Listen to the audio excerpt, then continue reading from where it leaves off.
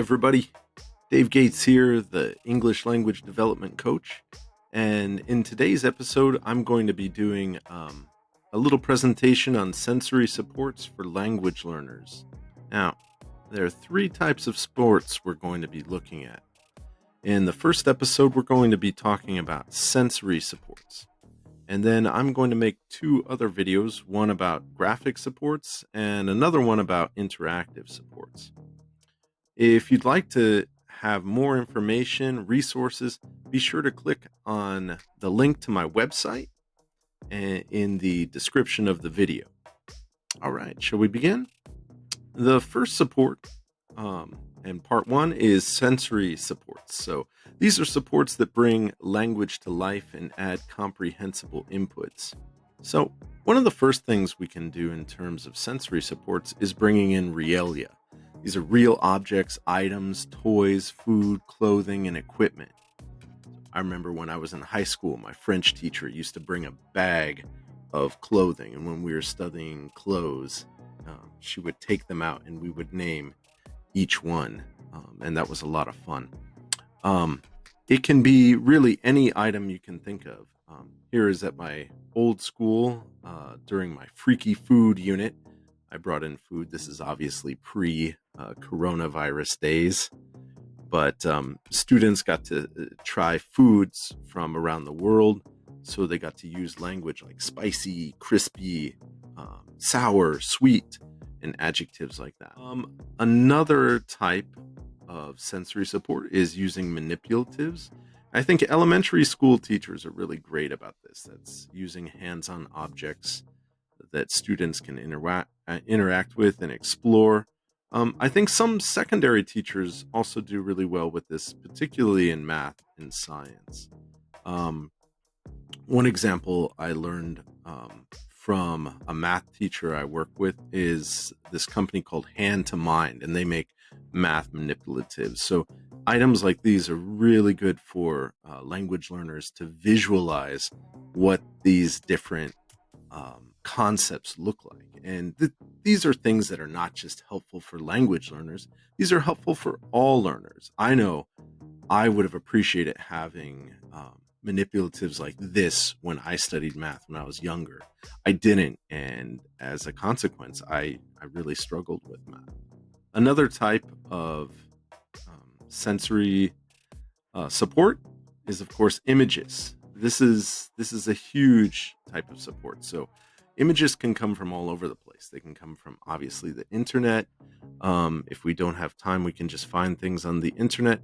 But I find that if they're teacher-created or student-created images, the students get more involved and more interesting, and thus it's more memorable. So I pulled this quotation from some students I interviewed about the kind of supports that helps them in class. And one student told me, "It really helps me when my teachers provide images since I can understand clearly what the topic is about in academic English." Okay, so obviously everybody knows how to do a Google image search, and anybody can find an image on the internet. But if you want to use the images in your blog or your website or your YouTube channel, or you'd like students to be able to do those things, you need to make sure they're royalty free or you have the right to use those. So you can use sites like Pixabay. I like to use a site called Unsplash. That's where I've gotten a lot of the photographs for my website. And you just need to give the photographer credit like I've done in the caption above. Okay, so that's one source of photos for your learners to help them understand what you're talking about. So here I have this theme of cola going on, drinking cola. So another option would be to make it personal, right? So I like to share my own photos of my family or of me with my students. So here you can see a photo of my son and I drinking some Cokes, a glass bottle. It's very tasty. And this is obviously way more appealing than just a random photo on the internet. So students always light up and say, "Oh, hey, that's you, that's your son." and they pay more attention, and then they're more engaged with those images. Um, a next step would be to get the students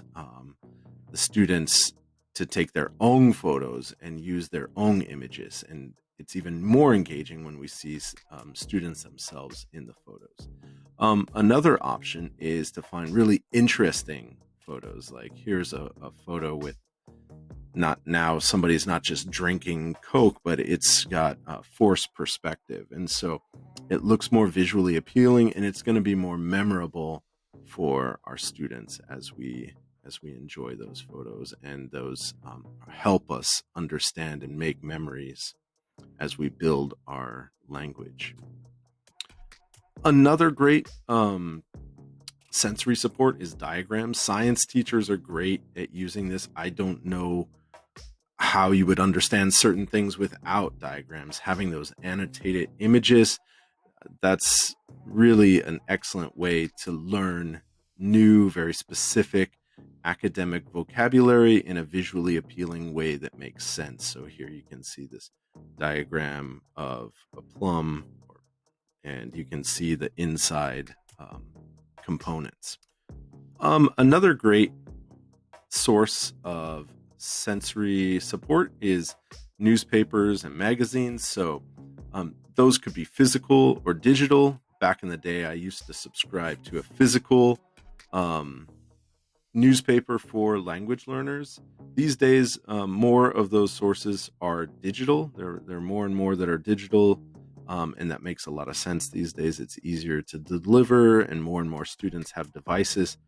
One of my favorite options in this realm is News ELA, and if you click on my website, I have links to News ELA, and I'll talk about how I use it. It's an excellent source. It's free. They have a paid service as well, but honestly, the free service is a great place to start.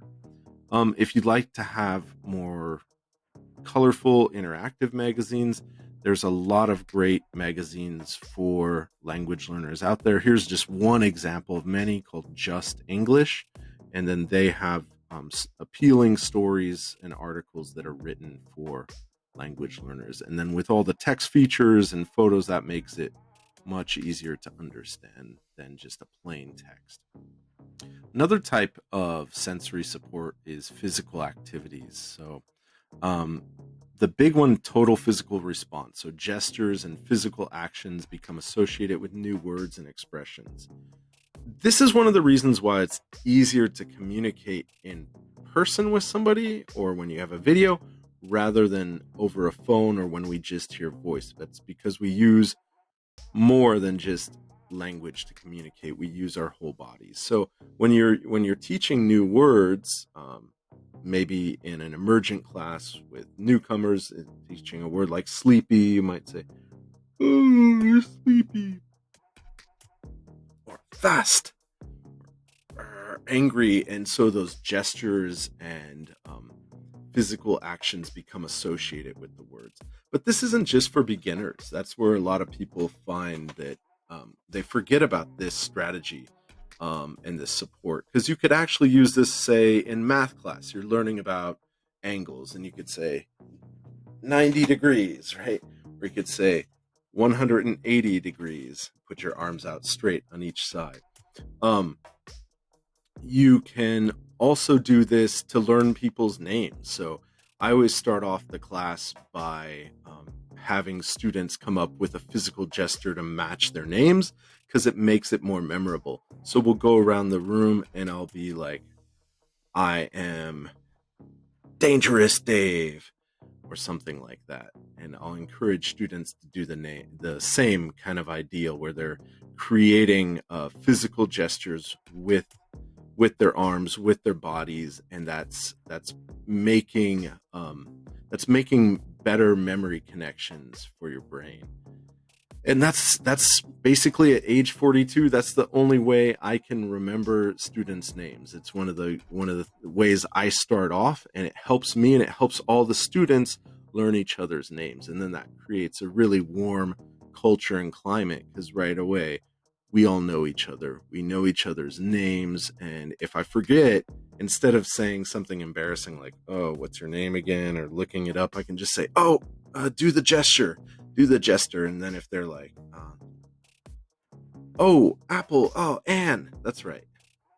Okay. Another great sensory support, obviously videos. You're watching YouTube, so you know that. Videos, same idea with the photographs or images. Obviously, we can find anything on the internet, but again, don't be afraid of making them yourselves. It's more memorable and more appealing if they're teacher made or student made. So another quote one of my students said, "It helps me when my teacher use some of visual images and videos." Sorry, I didn't correct their English. I left it as is, so to provide them an authentic voice. Let's take a look at some other.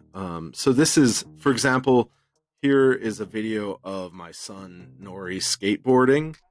And so if I were to show a video like this is much more memorable and impactful than if I just have a random boy or random girl skateboarding, right? So the more you can put you and your students into your videos that you're sharing with the students, it's more memorable and it's more appealing for them. And then it helps them learn new words.